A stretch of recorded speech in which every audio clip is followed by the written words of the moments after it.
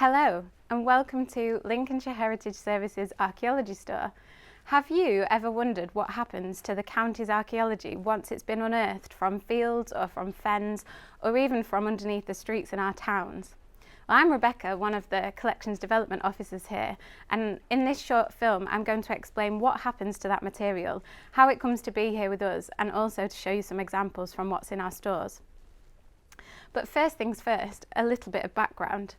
Lincolnshire has a long history of archaeological enquiry, dating from 16th century surveys of natural monuments across the county, right through to local investigators who are still updating records today. Every year, hundreds of archaeological projects are carried out across the county, and these can be led by commercial archaeology units, universities, community groups, and individual researchers.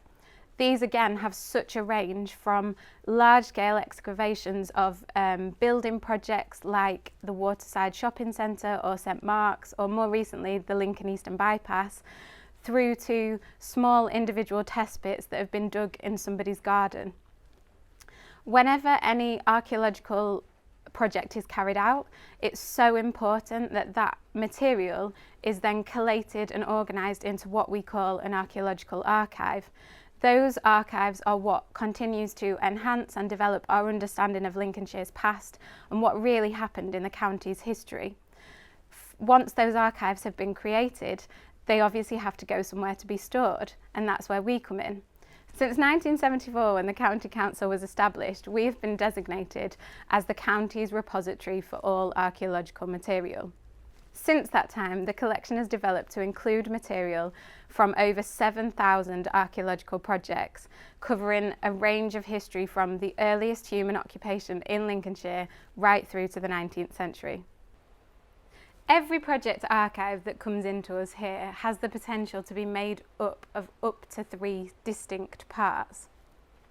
We have a documentary archive, a bulk material archive, and also small finds. Not every site will, of course, reveal physical finds, but every site will have a documentary archive with it. We have come up to the mezzanine store now, so I can show you some of what I mean when I talk about a documentary archive. These are a compilation of the paperwork involved with any archaeological project that basically tell the story of the site from its initial conception or brief right through to its completion and any conclusions as to the historical and also the contemporary significance of that site. So we've got some examples here of the types of things that you might find in a documentary archive. And these include documents that relate to the everyday work on the site itself. So we've got things like daily record sheets, and we've also got things like plans and drawings that explain the areas of the site that was excavated or evaluated or assessed. We also have where finds are found. We have things like catalogues of finds, and if there are any metal finds, these might include X-rays like this one. Today, archives are also submitted with digital elements such as site photographs, which are really useful for us in seeing the actual context of what's happened with the work. And finally, all archives conclude with final copies of their report, which gathers together all the information that the archaeologists have pulled together from their work into something that is a really useful resource for researchers, for us in the museum, and also for anyone else who's interested. We're back downstairs now, so I can explain a little bit more about what happens when physical finds are discovered during archaeological projects. This is our bulk store, so called because it's where we house the bulk material found during these projects. There are over 100 racks of shelves down here, which roughly equates to around 20,000 boxes. So I've just selected a sample to show you some of the types of things that we class as bulk from these sites. Over here, we've got pottery that was excavated during the work on the Waterside Shopping Centre. Different types of Roman pottery there. We've also got a stone tile. This forms part of something we call CBM, which is ceramic building material. That also includes bricks as well. So the tile is from a community excavation that happened in Marton, in West Lindsey, and the brick is actually from a pub, the site of a pub called the Pig and Whistle in Swineshead near Boston. That site also discovered other types of CBM, including slate, and it did also find a nice selection of clay pipes as well, like this one here.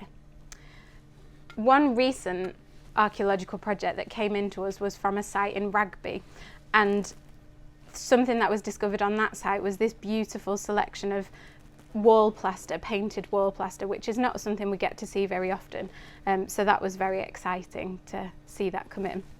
So in addition to the pottery, the stone, the ceramic building material, this store also contains bones. Some of those are from faunal or animal remains, and some of them are human. Human remains are often uncovered, or have often been uncovered, where archaeological projects have revealed formal burial grounds. We've got an interesting number of Saxon sites that have led to the excavation of a number of human remains in the past. But today, those materials, the remains, are governed by ethical guidelines, which means that we don't tend to take them anymore unless there is a clear reason for containing and keeping that material for future research. This would be a decision made by an osteoarchaeologist, which is someone who specialises in bones. In addition to the bulk finds that we've just looked at, some sites also yield what we call small finds. Now, these are often physically smaller, but they also might be more delicate or more fragile materials as well. And we've come up to the small find store so I can show you some examples. Straight away you'll see that the boxes in this store look very different to the boxes downstairs. These Stewart boxes, as they're called, allow us, because they're sealable, to create microclimates for the individual objects within them, and this helps where there's any material that may react to the environment around them, such as metal or wood or leather. Here we've got an example of a leather sole that was excavated from one of the waterside excavations in Lincoln. And we've also got this beautiful stained glass window light from a church in Cumberworth.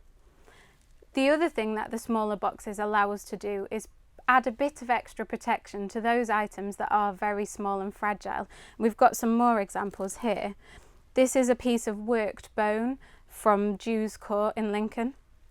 We've also got a lovely amber bead from a site in Corringham, a village in West Lindsey.